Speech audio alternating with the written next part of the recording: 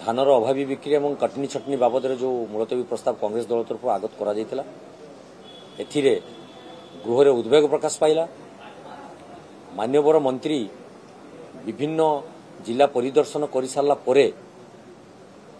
Miller मानकर अहेतुक धान मूल्य वृद्धि बा कटनी छटनी जो व्यवस्था सृष्टि है से बाबद आज गृह आलोचना होती।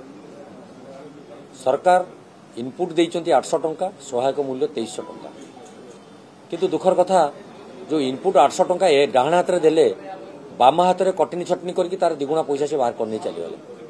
चाषी माने बर्तमान राजा रास्तार असहाय अवस्था एवं ताक कथा शुणापी कई इच्छा प्रकाश करना। तेणु आम सरकार को आज सचेतन करूँ वार्ता देचु जे खूब शीघ्र ये जो अव्यवस्था सृष्टि करा जाइछि मिलर मान पाखक चाषी माने सीधा सड़क धान नहीं गले 12% रु 14% पर्यंत धान कटनी छटनी व्यवस्था सृष्टि कराई। पाक्स को गले 8 रु 10% धान कटाकटी चलती। आपण स्वयं सहायता गोष्ठी माध्यम किणवे 12 रु 14% पर्यंत धान कटनी छटनी कर बाबद विभिन्न तथ्य आम गणमाध्यम जाचु।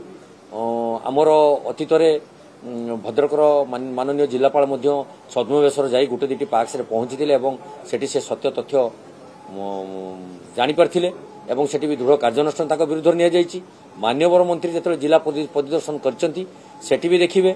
एवं नुआपड़ा जिले में देखो विशेषकर जड़े अतिरिक्त जोगाण निरीक्षक को से 3 किलोमीटर बाट चाषी चले चले आणिले। तेणु ये अनुमेय होची जे सरकार जोटा कहते हैं कार्य करूना। एफएक्यू मान निर्धारण करवा गोटे गला बाटर गोटे सूचना नुहे तो डाण हाथ में बाँ हाथ में पैसा को आदाय करवा ये गोटे अव्यवस्था नुहे तो यहाँ गोटे प्रश्नवाची सृष्टि करेणु से बाबद आज मुलतवी प्रस्ताव दि जाइए।